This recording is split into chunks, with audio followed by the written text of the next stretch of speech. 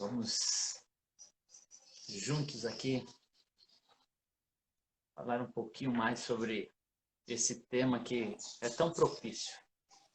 A paz, Rai. Graça e paz, Elias. Graça Tudo e paz, bem? irmãos. Bom dia É. para você, Elias. Para Bom todos dia, seja aí. muito bem-vindo. Hoje, essa manhã, olha como está o rosto do nosso pastor. Ele acordou e lavou o rosto com azeite de oliva. Está aí. Sorriso lindo, pastor. Estamos aqui juntos para retomar esse tema, né, sobre escatologia, que é tão atual, diante dessa pandemia, né, que muitos ficaram se perguntando aí, e aí, é o fim dos tempos, são as pragas do Apocalipse. Ontem nós já ouvimos, sim, né, que pode sim ter a ver algo mundial, né, de proporção assim, e porque, na verdade, né, a gente fica tentando separar o que é espiritual do que não é, mas tudo é espiritual, né? Nosso Deus é espírito, nós somos espirituais, então, de certa forma, tudo acaba sendo de cunho espiritual, porque nós somos seres espirituais e estaremos, né, com certeza, desfrutando mais na vida eterna. Pastor, ontem nós estávamos arrumando algumas coisas lá em casa, né, que tivemos uma infestação de cupim, tivemos que mexer e desmontar um forro lá. E aí nós mexemos em algumas coisas que estavam empilhadas. Você não vai acreditar no que a Ju encontrou lá. Olha só. Você lembra disso? Está conseguindo visualizar? Poxa, É uma publicação da revista da Sociedade Bíblica, né, do Brasil, quando nós fizemos aquela distribuição de Bíblias personalizadas lá no pregão. glória a E aqui, Deus. ó, eu falo tanto da igrejinha lá do pregão, ó, aqui tem muitos dos nossos irmãos, né, que participavam. E aqui, ó, tem esse penetra aqui, nosso amigo Zenetil, né, que veio aqui na foto. E espero em Deus que realmente ele tenha se tornado parte, né, não tenho mais contato com ele, desse grupo aqui de irmãos. Então, aqui, ó, tá boa parte aqui, né? Tem alguns Boa faltando, parte. mas tá aqui, né, do trabalho que nós fizemos lá distribuindo. Foram 1000 Bíblias, né? Se eu não me engano, que a gente distribuiu ali. No começo foram 1000, depois a gente fez uma nova tiragem também para Bovespa, né? Ah, sim. Glória a Deus. É um trabalho lindo Glória que a Deus. fizemos ali, interdenominacional. Ontem eu estava conversando com o pastor depois da nossa live, né? Falamos um pouco sobre tudo aquilo que vivemos ali. Realmente foi um tempo extraordinário ali, né? Que nos marcou muito. Pastora Raquel? Olha aí, temos a presença da nossa pastora Raquel, esposa do pastor Isaías, na nossa live aqui essa manhã. É uma honra, pastora, recebê-la aqui com a gente. Vamos lá, meu querido pastor, retomando, né, o assunto de ontem, estávamos aqui, e aí? Fim dos tempos, não é fim dos tempos? Como é que estamos? Você estava falando, nós falamos um pouco sobre o panorama, né, da igreja, o que os nossos irmãos veem, e aí nós estávamos falando sobre a ideia de que foi criada em torno do Apocalipse, né, que muitas vezes é uma ideia que nos amedronta, né? Muitas pessoas falam no Apocalipse e já pensa aí em juízo final, pensamos em pragas, as trombetas, né? Mas o Apocalipse, né, de certa forma, ele tem uma mensagem de amor, como tudo na Bíblia, né? Porque o nosso Deus, ele é amor. Então, tudo que Deus faz, existe aí os seus atos de amor. Mas retomando aí essa linha do tempo, né? Você usou um termo ontem, né? Que essa construção, né, que foram feitas ao longo do tempo. Qual é a nossa visão sobre isso, pastor? Mais uma vez eu cumprimento a todos os irmãos, né? Você, Elias, cada irmão da sua igreja, pastora, esposa do pastor Isaías, a Juliana. E então, dando continuidade ao assunto de ontem, na realidade nós entendemos que cada momento é um momento em que Deus ele se revela a nós com o seu amor eterno.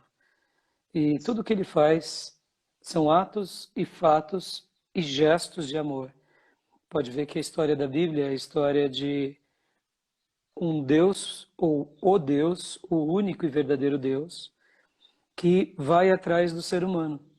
Eu gosto muito de uma definição em que a Bíblia, na realidade, é a carta de amor de Deus para nós. Essa clareza a gente já entende que não há uma carta de amor que seja para castigar. E o Apocalipse, na realidade, ele não é simplesmente um livro só de sentença. É um livro de esperança, é um livro de restauração, é um livro de reconstrução. Então, aproveitando aqui, já dando uma palhinha do fim, que a gente ia falar mais no final, mas eu aprendi muito bem com meu professor e pastor José Ribeiro Neto, algo lindo sobre isso, que Apocalipse, na realidade, ele não é o fim de todas as coisas, ele é o regresso ao paraíso. Olha que fantástico. Apocalipse é o regresso ao paraíso porque aqueles que são de Deus exalam um bom perfume de Cristo. Os que querem se aproximar de Deus desfrutam do bom perfume. O bom perfume de Cristo é para aqueles que dão ouvido à palavra de Deus. Para aqueles que não dão ouvido, então eles desprezam esse bom perfume. E Apocalipse, mesmo sendo um livro de juízo, de sentença, de acerto de conta, de punição, que de fato também é, mas o que destaca nele não é o fim em si, é o retorno ao paraíso, é o reencontro ao Jardim do Éden, ao reencontro da humanidade que agora terá a chance de voltar-se para Deus na essência do que Adão e Eva perdeu.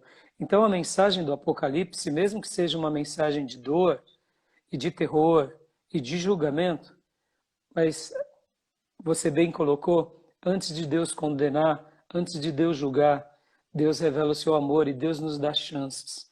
Por isso, né, que o profeta Isaías disse de forma profética, e essa profecia se aplica a todos nós em todo tempo, né? Buscai ao Senhor enquanto se pode achar. Invocai-o enquanto ele está perto. O Senhor nos dá chances diárias, constante, o tempo todo. É que, infelizmente, o nosso coração muitas vezes ignora as mensagens de Deus. E até nós, como filhos de Deus, e aqui entra esse momento tão importante da pandemia, nesse momento está sendo curativo, porque está caindo por terra muita coisa errada, né? Por exemplo, agora o que mais se tem nas redes sociais são profecias sobre os sinais dos tempos, né? Movimentos de oração, porque a volta de Jesus. Talvez você deve ter notado que algumas pessoas circularam nas redes sociais uma tal de trombeta, e de repente aquelas, como se fosse trombetas, e anunciando a volta de Jesus. Aí, de repente, nos bairros, começaram a tocar umas vuvuzelas, e aí os membros aqui da igreja, pastor, você está aí, pastor? Pastor, é a trombeta, pastor? Mas estou ouvindo várias, não é uma trombeta. E eu dei muita risada, né? Porque em tudo isso está sendo resgatado esse assunto tão pertinente, que é sobre os sims. Então, antes do castigo, vem a chance. Antes da consumação de todas as coisas e o grande juízo, vem a misericórdia.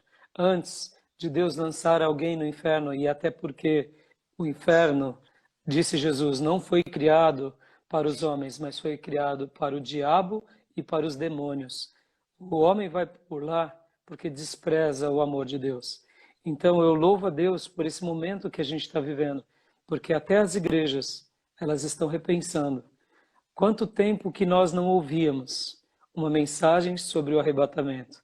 Quanto tempo que nós não ouvíamos uma mensagem sobre a volta de Jesus, a grande tribulação? E agora foi como se o Senhor colocasse numa pauta das nossas mensagens dizendo: filhos, ouçam a minha voz, se preparem, porque esse lugar não é o lugar que a minha noiva deve estar. A minha noiva deve estar comigo nas bodas do Cordeiro. Glória a Deus, pastor. Que maravilha, né? Eu queria que, de tudo aquilo que temos falado aqui, essa foi muito impactante, né? Então, o Gênesis mostra, né, o homem sendo colocado para fora por causa do pecado, e o Apocalipse, o retorno, né? O retorno de volta para casa, né? De volta com Deus, de volta ao Éden, maravilhoso. Glória a Deus, né, por sua vida. Pastor, ontem nós falamos um pouco, né, sobre aquilo que no passado era difícil imaginar, né? O senhor até citou aí que Martinho Lutero, né, teve a dificuldade aí de aceitar o Apocalipse por causa das revelações, da forma como era. E nós falamos aqui, por exemplo, todo olho verá, e que hoje, né, com a internet, a transmissão ao vivo, hoje é muito simples para essa geração compreender, né? Como todo olho verá? Através de uma tela de celular, através de uma televisão, né? Realmente conseguiríamos voltar lá para o ponto exato, né, onde a Bíblia diz que ele voltaria, lá de onde ele foi para o céu, né? E naquele monte ele retornaria. Então, hoje é muito fácil assimilar. Mas tem outras figuras aí do Apocalipse, né? Por exemplo, a imagem que fala, né? Que era uma coisa difícil de se imaginar. E hoje, né, nós temos uma facilidade de imaginar uma imagem falando. E agora aqui, né, eu sei que a gente vai entrar um pouco aqui em interpretações, em formas de ver, de possíveis, né? Não quer dizer que é o que vai acontecer, mas são conjecturas, né? Conjecturas que a gente pode fazer em torno daquilo que já vemos. É lógico que mesmo a tecnologia que evolui tanto, né, a cada dia, pode mudar aí. Mas hoje nós temos hologramas, né, a inteligência artificial e tantas outras coisas que pode nos trazer, né, uma luz do que será esse momento. Diante desse cenário, né, diante daquilo que temos, o senhor consegue nos dar um panorama aí, fazendo ligação àquilo que nós temos hoje como tecnologia, ou mesmo a ciência, aí na parte do estudo, né, do homem. O que você nos diz sobre isso, pastor? Então, essa sua pergunta é muito interessante, Elias, porque, bom, deixa eu até fazer uma citação aqui que eu acredito ser muito relevante, que eu costumo muito aos nossos alunos no seminário, eu costumo dizer muito a seguinte expressão: quem é que detém a verdadeira interpretação das Escrituras e das doutrinas? Geralmente, né, nós protestantes temos as nossas diferenças, no nosso caso aqui é bem mínima, né, uma questão mais de denominação, mas assim, geralmente quando um aluno vai para o seminário, ou um irmão começa a estudar as Escrituras, ele começa a ter uma leitura bíblica sobre um determinado ponto, e ali ele aprende com aqueles líderes, ele aprende com aqueles mentores. E uma coisa que dificulta é porque ele põe aquela interpretação como falível, como crível de forma absoluta. O que é infalível, de fato, o que é infalível é as Escrituras. Eu falei que ele põe como falível, na realidade ele põe como infalível uma interpretação. Então, o que eu quero dizer com isso? Quando a gente vai fazer uma interpretação, é interessante a gente aprender que todas as igrejas e todas as denominações que Deus levanta são vozes de uma das Escrituras. Por que eu estou falando isso?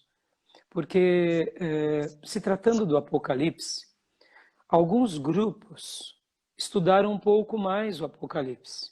Por exemplo, que nem você citou na história Lutero. Lutero tinha dificuldade de ler o Apocalipse. Em primeiro lugar, Israel ainda não era nação. Havia mais de 1.400 anos que o povo judeu está espalhado no mundo. Nunca mais tinha voltado para sua terra.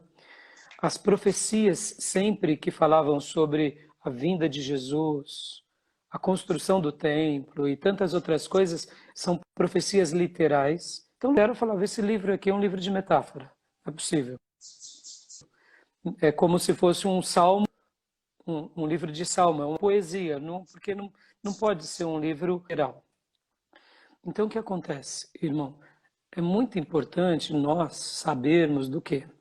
De que não há, por exemplo, por parte da gente, denominação ou teólogos, uma interpretação que seja essa, está na caixinha e não tem erro. É essa e pronto. Não. Quando a gente faz teologia, eu gosto de ensinar isso no seminário, quando a gente faz teologia, a gente aprende um com o outro. E fazer teologia não é desconstruir a ideia do outro.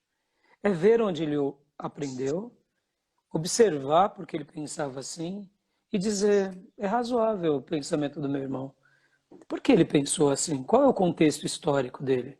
Qual é a vida dele? Qual o momento dele? Só pontuando um único detalhe. Nos dias da Segunda Guerra Mundial, em que Hitler começou a fazer aquelas guerras violentas e cruéis, na cristandade desses dias, tanto protestantes, alemãs, europeias, americanas, como até entre os católicos, se via que o Hitler era o anticristo. Por quê? Porque o que ele fez com os judeus querendo extirpar a nação judaica foi algo absurdo. Olha que interessante. Então, naqueles dias, se alguém falasse que ele era o anticristo, talvez quem negasse falava, tá bom, se não é o anticristo, é o filho mais velho do capeta, porque não tem outra. Uma pessoa para fazer tanta maldade só se for ali, alguma coisa dessa natureza. Ele passou, ele morreu, tudo acabou, o nazismo, graças a Deus, não existe mais. Então, o que acontece na história, as leituras são importantes, a gente tem que entender isso. Acervo histórico. O que nós temos de acervo histórico com relação ao Apocalipse, aos finais dos tempos, a gente tem que considerar.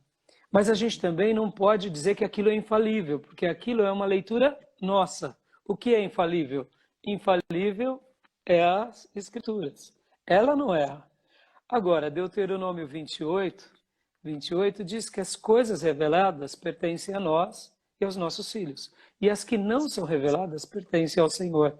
Então, ele vai deixar coisas de propósito como mistério, para que a gente sempre tenha esse temor. Será que eu estou fazendo o que é certo? Será que eu estou praticando as doutrinas corretas? Será que eu realmente estou me posicionando como Deus quer? Será que a nossa igreja está vivendo um verdadeiro cristianismo? Porque, lembrando aqui um pouco das 7 igrejas lá do Apocalipse, olha que interessante. Tinha uma igreja que Jesus disse que eles estavam mortos. Tinham aparência de que eram vivos, mas estavam mortos. E a outra igreja, Jesus se revela a ela dizendo, eis que eu estou à porta e bato. Ou seja, Jesus estava do lado de fora. Então, quando a gente pensa um pouco sobre isso e no contexto histórico e vê os irmãos do passado, vê os teólogos do presente, a gente tem que lembrar que a gente não tem uma interpretação única. E agora sobre aquilo que você falou há pouco, né? Sobre tantas essas aplicações, sobre esse contexto atual. Então, o que a gente aprende? Eu me lembro que na década de 90, o nosso querido irmão Davi Rocha, que hoje é pastor, Davi Rocha, que está lá no Paraná, enquanto ele estava no seminário, um dia ele chegou para nós lá no pregão. Pastor, seja bem-vindo. Você estava falando lá do nosso algo que o pastor Davi Rocha falou, e a gente está aqui curioso para saber o que foi que ele compartilhou essa pérola aí que acabou. Então, o que ele disse? Ele disse o seguinte, os dias dele ali foram dias em que estavam trabalhando sobre a questão do genoma humano. Foi 95, 96, antes do ano 2000. E aí ele disse assim, sabe o que os meus professores lá no seminário comentaram? Porque ele fez o seminário Metodista Livre. Eu falei, o que, Davi? Que o anticristo vai ser criado no laboratório. Eu falei, rapaz, por que não? Se estavam descobrindo ainda a questão do genoma humano, DNA e tal. Pode ver que depois desse fato, até nós hoje somos bombardeados por descobertas científicas de homens super-humanos, que têm resistências, alguns aos outros, têm uma estrutura óssea praticamente... acho que caiu de novo. Não, tá bem aqui. Voltou? Tá jóia. Tá. Deu. Aqui tá bom. Tá bom aí? Pode falar, pastor, estamos ouvindo. Não caiu, não. Tá dando uma travada. Eu acho que ele ficou sem áudio lá e a gente aqui tá vindo bem. Tá me Oi. ouvindo, pastor? Voltou? É pra gente não Eu tô cair, te não. ouvindo. Talvez caiu o meu Ah, som para você, mas para nós aqui seguiu firme. então tá. Então, continuando, aí ele disse isso, eu achei muito interessante. No primeiro momento, eu achei esquisito, né? Porque eu falei, mas vai ser num laboratório? Eles falaram que é possível. Eu falei, hoje, depois de praticamente 30 anos, 20 e poucos anos, a gente fala, claro que é possível. Clonagem da Dolly. A gente deduz que hoje alguns países já devem ter clones humanos. Então, olha que interessante. Por que não poderiam criar uma nova raça e o protagonista dessa raça ser o anticristo? Uma raça praticamente quase que, vamos dizer assim, com uma performance humana mais longeva. Tudo isso é possível, né? A gente vê hoje inteligência artificial, questão da robótica, como eu disse há pouco, né? Essa questão dos X-Men, né? Uma geração X-Men. A gente está vendo que o ser humano, através de várias descobertas, está vivendo mais. A crise que a gente está com relação à Previdência, por exemplo, é uma crise que implica porque o homem mais. Descobriram-se que por meio de uma boa alimentação, de atividades físicas, o nosso corpo se melhora. E quer dizer, tantas coisas que são interessantes que a gente vai vendo. Mas o mais interessante de tudo isso, e é isso que me fascina nas páginas da Bíblia. Por exemplo, estava lá em Daniel 12, quando Daniel está ali profetizando 12:4, fala assim, dentro das profecias, diz o seguinte, que a ciência e o conhecimento se multiplicaria. E nós temos, assim, visto isso, por exemplo, hoje, o que a gente está fazendo aqui é fruto do quê? Os nossos celulares viraram o quê? Literalmente viraram computadores. Hoje nós fazemos mais cálculos num celular e ele tem uma capacidade absurda numérica do que tinha, por exemplo, uma universidade há 100 anos atrás, em todo o departamento de matemática. Então, de 1950, 1948 para cá, ou pelo menos no que é chamado na era atômica, depois da descoberta da bomba atômica, houve uma explosão do conhecimento pela ciência, pela tecnologia, e isso a Bíblia fala. O que a gente está vivendo e as conquistas do ser humano, o homem indo para a Lua. Então, olha só que fantástico. Então, existem muitas coisas que a Bíblia comenta. Por exemplo, olha, lembra que ontem eu citei um texto, eu falei sobre uma questão da bomba atômica. Lá em Zacarias, tem uma citação magnífica. Em Zacarias 14:12, fala uma coisa super interessante. Eu vou fazer mais a citação do... Vamos lá, gente. Com paciência, nós vamos chegar lá. Agora vamos ver qual é a citação de Zacarias.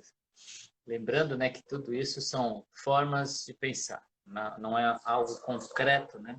O pastor está deixando bem claro, né, que são possíveis formas, né, de tudo isso acontecer. Pastor, voltando aí. Amém. Agora a gente quer saber que citação é essa de Zacarias, né, que foi onde interrompeu. Que citação é essa? Isso o quê, né? Sim. Ontem você fez uma fala dizendo todo olho verá tecnologia, né? TV, gravação. Eu fiz a citação sobre os dois profetas que morreram, os dois profetas que liderarão, sobre o grande avivamento, né? E apostasia a gente acabou não falando, já a gente fala. Mas a citação de Zacarias, olha só, 12:14, diz assim, no meio do versículo: a sua carne se apodrecerá, estando eles de pé, apodrecer-lhe-ão os olhos nas suas órbitas, e lhes apodrecerá a língua na boca. Nossa, que citação forte! Como pode uma citação dessa? Deus está falando isso por quê? Que momento da história isso vai acontecer. E eu diria, já aconteceu. Pastor, quando? Na bomba de Hiroshima e Nagasaki. Dizem alguns historiadores que quando aquelas bombas caíram, algumas pessoas que estavam mais próximas dela e da área de impacto, só ficou para a gente a silhueta do corpo humano na parede. Outros se derreteram, aqueles que estavam mais longe.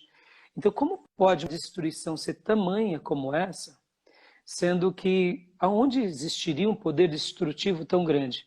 Mas lá em Zacarias, alguns séculos antes de Cristo, o Senhor que governa sobre a história já estava pincelando que um dia haveria alguma coisa, que os olhos seriam destruídos, ainda a gente de pé, e a nossa língua cairia, mesmo que a gente, como se fosse numa destruição.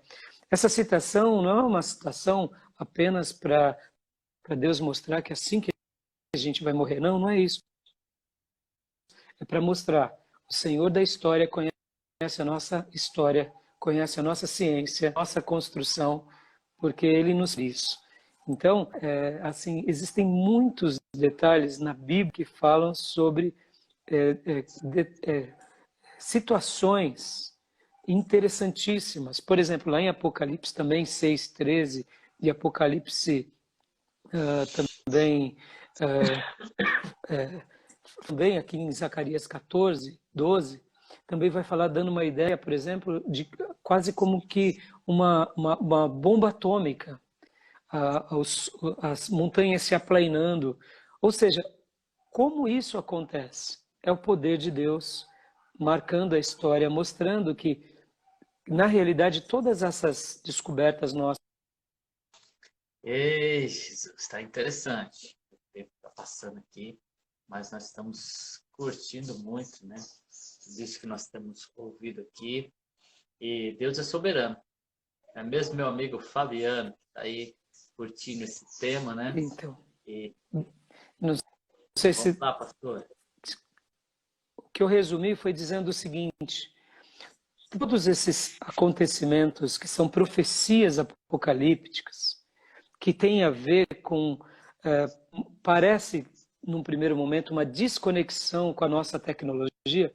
Pelo contrário, quando a gente vai estudar e vai mergulhar nas Escrituras, a gente vê que tudo a ver com as páginas das Escrituras. A gente vê que nada está desconexo, que Deus ele vai só...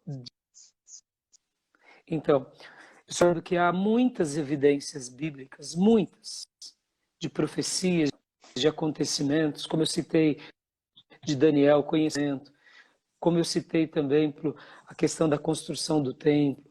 Uma outra evidência vai ser uma paz mundial que vai estabelecida, vai ter um surgimento de um líder religioso que vai conseguir ser líder político e religioso, que vai harmonizar o planeta.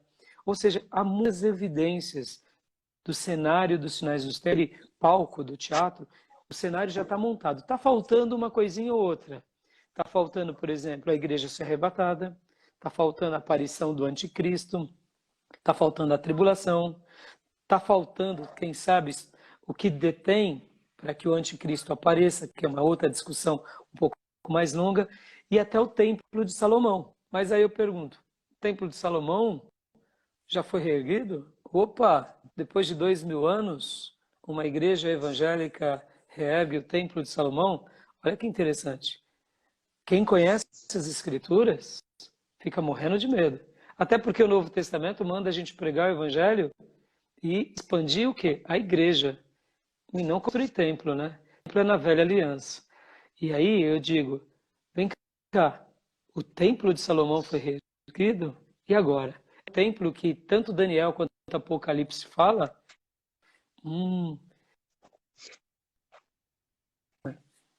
Tá bom?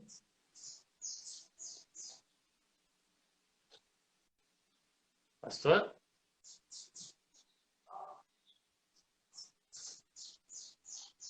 Nós vamos retomar. Fala alguma coisa aí, pastor. Está me ouvindo? Para mim, Continua, a conexão tá boa. Você falou do Templo de Salomão, né? Seria esse o... Agora acho que... Eu estou te ouvindo, estou aguardando você, porque eu estou achando que o seu que parou. Para mim, voltou. Isso. Pastor, acho que vai dar tempo da gente concluir esse raciocínio sobre o tempo, né? E depois a gente já seguir para o final, que a gente tem mais uns 10 minutinhos ainda aqui. Só concluindo essa linha de raciocínio, algumas evidências ainda faltam. A volta de Jesus, arratando a sua igreja, a aparição do Cristo, falta a tribulação. Eu menciono, durante 2.000 anos, os judeus, eles sempre tiveram o desejo de construir o templo deles. Até hoje eles têm. Tanto é que a gente vê vários conflitos aonde está hoje a mesma, onde judeus radicais tentam tomar aquele lugar para eles, por causa que ali onde era o templo, hoje tem uma mesquita. É uma grande confusão entre judeus e palestinos. E aqui, de repente, no nosso país, uma igreja, praticamente a cópia do que passaram de história. Olha que interessante. Os judeus seguiram. E, de repente, foi uma igreja evangélica, que vocês sabem qual é, a IURD, a Universal do Reino de Deus, e constrói um templo. Aí eu digo para você, seria esse o protótipo de um templo para preparar a construção do grande templo em Israel. Então, quando eu vi que havia o projeto de que o templo fosse reerguido, isso me deu muito temor. Pode ser que esse ainda não seja o templo que o anticristo se sente, mas que esse seja só de uma retomada para a construção do templo. Então, fica aí, né, uma pergunta para a gente orar. Agora eu passo para você. Amém, pastor. Quer dizer que a questão do templo tem aí uma questão geográfica, né? Deus estabeleceu, né, que o templo fosse feito lá em Jerusalém, e é por isso, né, que durante tantos anos o judeu ainda não partiu para uma reconstrução, porque não é só questão de levantar paredes, né, de fazer aí um edifício, um prédio, precisaria ser feito lá em Jerusalém. Mas o pastor, vou te trazer de volta aqui, Rai, só para você entender onde parou, se você estiver acompanhando aí, né, sobre essa questão do tempo, que te trouxe um temor no coração quando você viu a ideia, né, do templo ser reerguido. E vamos para o final com um gostinho de quero mais, né, porque o assunto realmente é bem pertinente. Considerações finais, meu pastor. Então, como que a gente faz, né, para a gente não ficar vivendo constante? Como que os nossos irmãos na igreja primitiva viveram durante anos? É bem simples. O cristão, ele vive a sua vida como se Jesus hoje, agora. E essa é a grande máxima para a gente se preparar para qualquer cenário da nossa vida. Porque, na realidade, a nossa herança é o Senhor e a nossa morada é a nova Canaã. A gente aqui só é peregrino. Então, para que a gente não fique com medo dos terrores, dos adventos, porque Deus faz chover sobre justos e injustos, e Ele faz com que justos e injustos também passem por calamidades. Então, como que, aonde os consolos? Nosso consolo, socorro vem do Senhor. Ele é o nosso tudo, Ele realmente é aquele fazer em cada momento. Em momentos assim, é de algo no nosso coração, se posicionar. E é Deus que a gente viva cada dia, irmãos e irmãs, em nome de Jesus. Amém. Pastor, muito obrigado. O pessoal está pedindo aqui para voltar, para a gente continuar com essa série. Depois aqui nos bastidores a gente conversa, ver como é que está. Tá bom, meu irmão? A gente pode dar uma retomar aqui, né, esse assunto, mas muito obrigado por esse tempo, né, que Deus nos dê graça aqui de continuar. Amém? Meu querido Deus, nós te agradecemos por esse tempo tão precioso que o Senhor nos concedeu com a tua palavra, Senhor. Isso despertou em nós o desejo maior ainda de entrarmos nesse assunto, de estudarmos, ó Pai, porque é o Senhor que deixou as Escrituras, inclusive o livro de Apocalipse, Senhor, que aprendemos nesta manhã, ó Pai, que é o retorno para o lar, o retorno para o Éden, Assim como Gênesis mostra, Senhor, o homem pecando e se afastando de Ti.